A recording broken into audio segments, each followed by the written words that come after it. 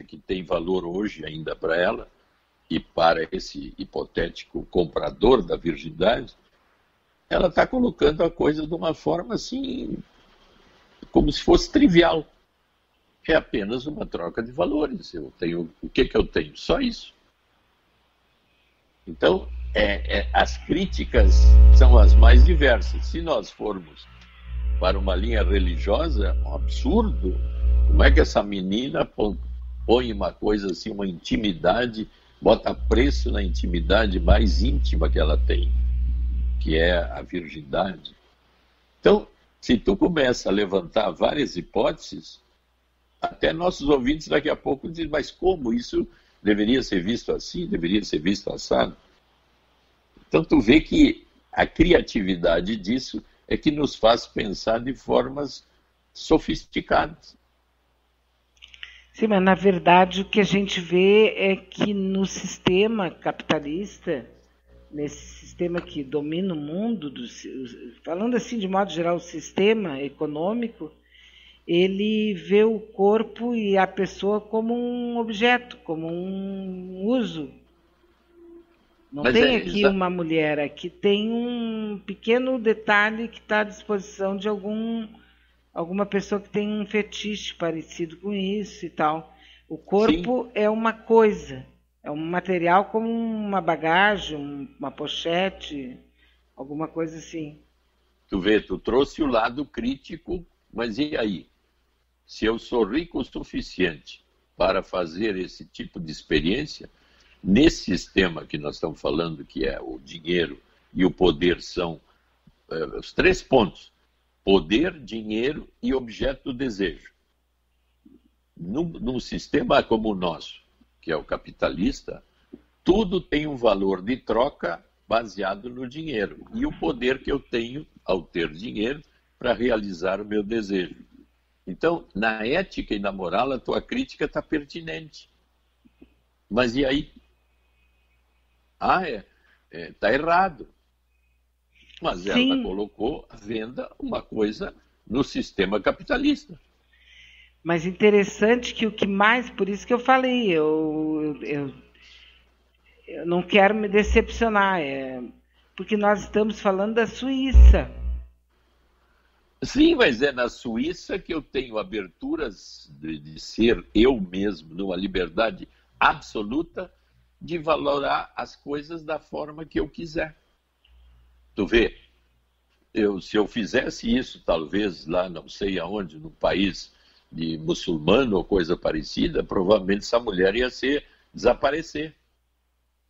Mas é na Suíça, que é o paradoxo, com liberdade máxima, e inclusive com condições eu acho que deve ter na Suíça aquele fundo soberano que dá um salário mínimo para todo mundo. Na Dinamarca tem. Isso. Então tu abre campo na liberdade absoluta de fazer qualquer coisa que tu quiser. E aonde vem a crítica? Dos nossos costumes mais antigos, mais arcaicos, que com menos liberdade é impossível fazer. Que essa menina, se fosse num país muçulmano, jamais poderia fazer isso. Ela tem que usar burca, chador, e não pode mostrar o corpo. Imagina fazer isso publicamente. Provavelmente ela desapareceria no outro dia, se fosse no Irã, por exemplo. Pois é, mas ela também vai sofrer grandes sanções morais e sociais se ela fizer isso na Inglaterra, nos Estados Unidos, no Brasil, em Israel. Eu não acredito que o povo desses países achem isso tão normal assim. Mas não é que eu não estou preocupado. Se a moça fez isso, ela está preocupada em ganhar o dinheiro. Sim. Se tu for para o nível interno da moça, o que estou dando bola para sanções morais ou que esse ou aquele acha? Sim. Eu estou fazendo um escambo por necessidade. E se me pagarem essa conta, eu vou ficar muito satisfeita. E eu faço o relacionamento sexual com muita satisfação, porque há uma troca que eu valorizo. Então, passando para o nível pessoal, ela pode estar absolutamente achando graça até da nossa culpa que está querendo se colocar nela. Olha aí, tu vai ter uma crítica social ampla disso, daquilo. Essa moça parece que está isenta disso. E até, olha, outra coisa mais importante, agora, à medida que a gente discute, surge um narcisismo fantástico. Ela agora vai ser famosa. Sim, também tem isso, né? Ainda tem esse troco. Ainda tem esse lado. Quem é essa moça? Tem esse troco aí. Estamos falando sobre ela. Olha aí, ó. Mas também tem uma outra história, tudo assim tendo a ver com a questão da humanidade que vai se perdendo, consumida pelo business, né? Tudo é business, tudo é negócio. Tudo business, claro. Um casal de banhistas estava numa praça, aliás, numa praia, na Playa del Carmen, em México. E era uma área de resort, né? E lá nessa área de resort tem uma barraca onde eles vendem tudo, água, chiclete, sorvete, tudo lá. É essa barraca que vende tudo. Esse casal foi para a praia, mexicanos, foi para essa praia e levou uma marmita, tipo, levou o seu lanchinho, levou Sim. a sua barraca, levou a sua toalha, levou tudo isso. Dr. Maia, eles saíram presos de lá, porque eles não gastaram nada na barraca e aquilo ali era uma área de praia, né, considerada privada. Sem ser. Não é privada. Mas se estabeleceu que assim é. Tu vê que ali, a primeira coisa que pode se levantar é que o comércio teria um convênio com a polícia. Mas claro, a milícia, então, de novo, a milícia, né, do Rio de Janeiro já está lá. Isso. Quer dizer, tudo são interesses, vamos dizer, econômicos que estão funcionando logo abaixo. Então nós nos aproximamos rapidamente da milícia, né? Olha aqui, ó, para te funcionar bem nessa esquina, eu te peço que tu me pague R$500 por mês, porque aí tu vai ficar tranquilo. Agora, se eu não te pagar, daqui a pouco alguém vai roubar alguma coisa tua. Quer dizer, esse interesse ligado ao poder é que está o tempo todo no nosso ambiente constante, né? E eu tenho que ter uma capacidade de adaptação a isso que é pessoal, né? Eu posso fazer a crítica, mas aí tu vai lá falar na praia e diz, não, mas aqui é uma praia, entre aspas, particular, mas esse comércio e quem entra aqui ganhando essas benesses, eu não sei que benesses essa praia teria, além, sei lá, segurança ou não sei mais o que. Então, o preço a ser pago é comer e pagar pela comida aqui nessa praia. Tu não pode trazer, porque aqui tu está seguro. Então, realmente nós estamos num mundo de troca constante. E quem não quiser fazer isso, que vá para a Praia do Sossego. Não, eu ou então penso vá que para uma praia deserta, né? Exatamente. Aí a sim, praia então tem que levar tudo. Deserta que tem que levar tudo mesmo. Agora, eu tenho uma pergunta aqui que ontem o Ricardo me disse que ia fazer. E ele disse, eu vou te mandar a história. Eu digo, não, me manda uma pergunta, né? Então, vamos lá, vamos ouvi-lo. Bom dia, Bia, bom dia, Dr. Maia, bom dia aos amigos Manaualtas. Eu estava vendo uma matéria essa semana, vocês estavam falando agora há pouco, né, sobre passado, futuro, presente, né? E perdas e tal. E eu estava lendo uma matéria sobre a questão... saiu um novo estudo onde eles desenvolveram uma técnica, um método, né, chamada eletroconvulsoterapia, que consiste em selecionar né, as memórias, no caso, né, seria mais ou menos isso. Então, existem dois,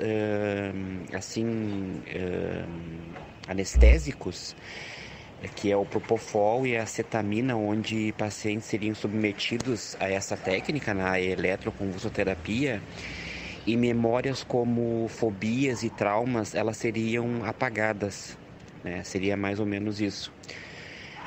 A matéria é bem extensa, né? Tem muito termo técnico, e eu só me detive nessa explicação, né? No nome do método, né? Técnica, eletroconvulsoterapia, que poderia, pacientes que tinham traumas do passado, né? Que não conseguiam superar, que poderiam se submeter a essa técnica, e seletivamente essas memórias dos traumas, das fobias, elas poderiam ser apagadas, suspensas no caso, né?